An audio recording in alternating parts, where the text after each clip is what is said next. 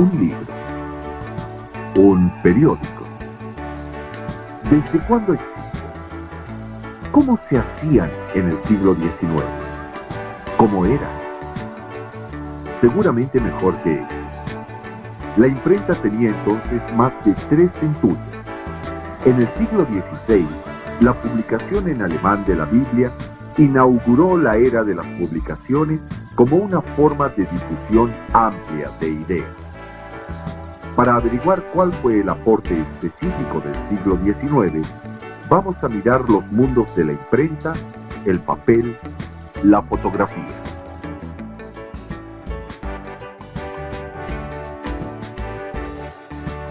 Conociendo que este mundo es todo una patarata, que no suelen confortar las obras con las palabras, que los que son muy barberos se van subiendo a las barbas, al que tiene pelo sientan y al pelado lo levantan.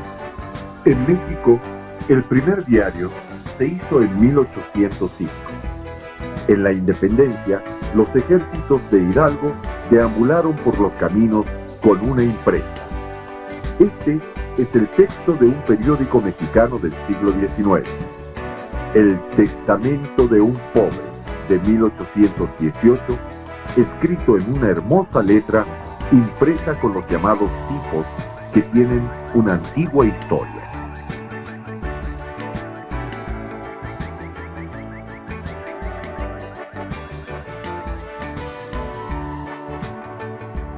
Al empezar el siglo XIX, un aprendiz de imprenta conocía su oficio tras largos años. Cada letra era fundida y colocada a mano. Cada línea llevaba 10 minutos y cada página media jornada, hasta que... En 1838 apareció en Estados Unidos una máquina eficaz para fundir tipos. Funcionaba a mano y con vapor. Luego, The Times, Los Tiempos, un periódico que al parecer tiene herederos, empleó una máquina que fundía 60,000 letras por hora. Los sótanos de esta publicación estaban llenos de máquinas inservibles. Los inventos se sucedían. Surgieron aparatos capaces de elegir tipos y de ordenar la línea. Un invento sustituía a otro.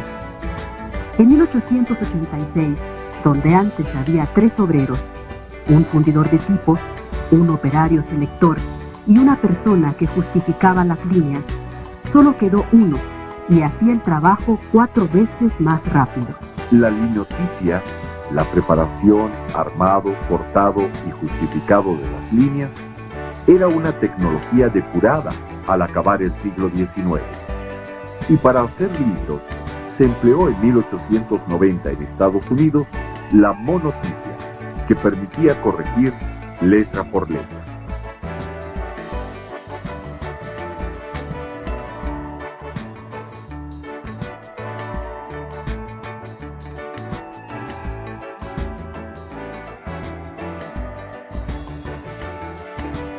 En los años 1980 avanzó la computación en la factura editorial, un cambio adelante de las imprentas rotativas que tiene su origen en 1800, cuando el hierro sustituyó a la madera en las prensas tipográficas.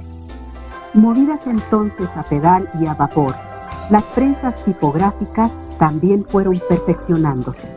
Donde hoy vemos todo mecanizado, hubo antes muchos obreros, incluso en una extraña máquina de 1860, donde intervenían 20 niños y adultos para alimentarla.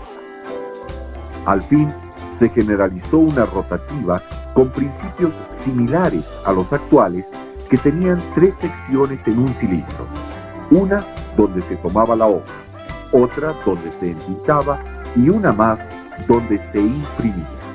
Más de 1000 hojas salían cada hora impulsadas por la electricidad al fin de siglo, multiplicando los periódicos y revistas.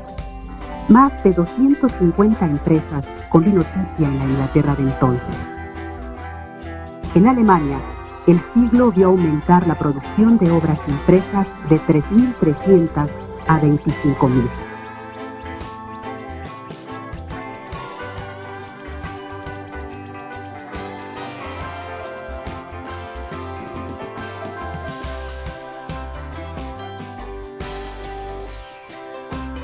En el siglo XIX se mecanizó también el proceso de encuadernación. Se crearon la prensa de hojas y procesos de cocido. Se produjeron nuevos y mejores papeles, sustituyéndose los de trapo por los de celulosa obtenidas de la trituración de madera. Y sobre todo, cambiaron los procesos de ilustración. En el siglo XIX apareció el grabado de cobre con acero y la litografía, con piedra tratada. Entonces, trabajaron algunos de los más grandes grabadores, con sus pájaros y animales, con sus escenas de infinito detalle. Entre ellos, el gran mexicano José Guadalupe Posada, cuyas hojas volantes llegaron al pueblo de la capital desde finales del siglo hasta la Revolución. Aunque al fin quedó atrás el tiempo de los viejos y hermosos grabados en madera, relegados al arte, en la industria editorial surgieron nuevas técnicas, la cromolitografía para el color y sobre todo el gran invento del siglo XIX, la fotografía.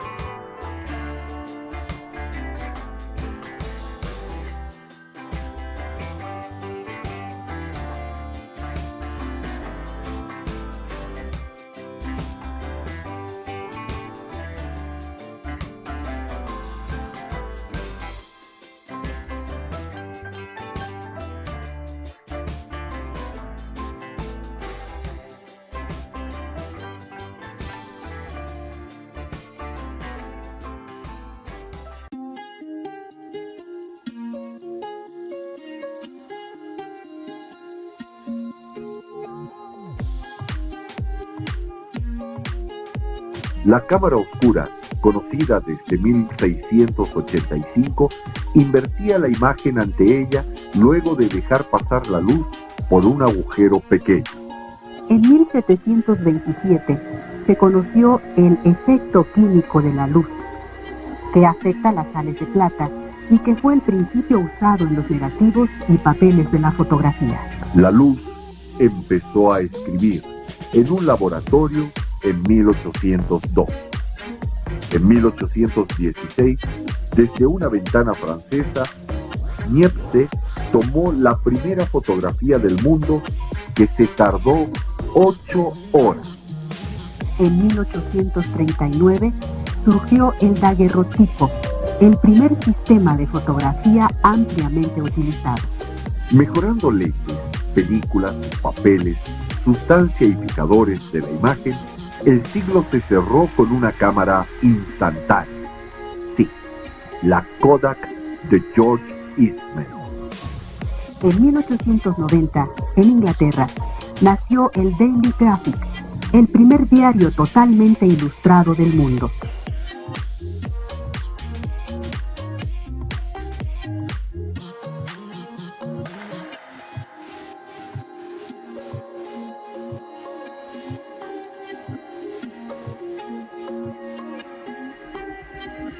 Napoleón, que aunque no pudo ser retratado, fue en cambio uno de tantos que apreciaron el libro.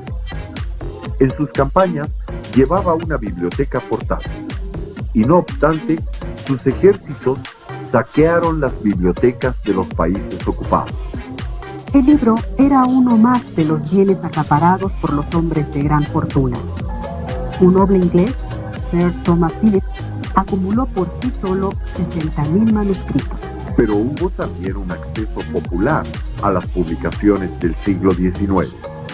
Entre ilustraciones y fotografías, secciones educativas y de divulgación científica, ayudados de las comunicaciones de telégrafo y de corresponsales en distintos lugares, los periódicos y revistas dieron elementos de educación a gran cantidad de gente. El mundo parecía hacerse más pequeño. Cabía en las páginas de un diario.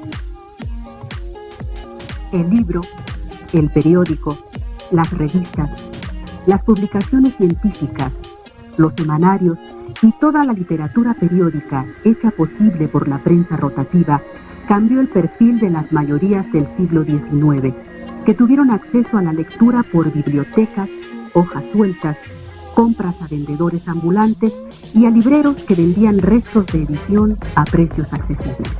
Incluso los periódicos empezaron a publicar novelas por entregas que se volvieron de consumo general. La masividad llegaba así también a la literatura.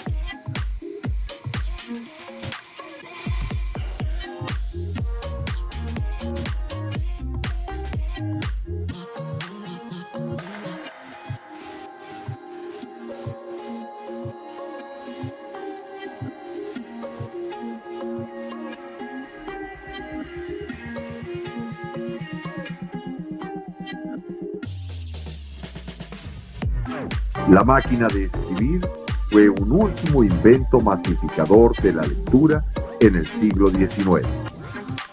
Este invento personal y sencillo cerraba el ciclo de los nuevos inventos y formas de expresión social que cambiaron la educación popular del siglo XIX. Gracias a estos cambios dentro de la industria editorial, a las batallas sociales por la igualdad y al mayor interés por el conocimiento, crecientes sectores de población, primero europea y estadounidense, después mundial, tuvieron acceso a la lectura antes restringida a un puñado.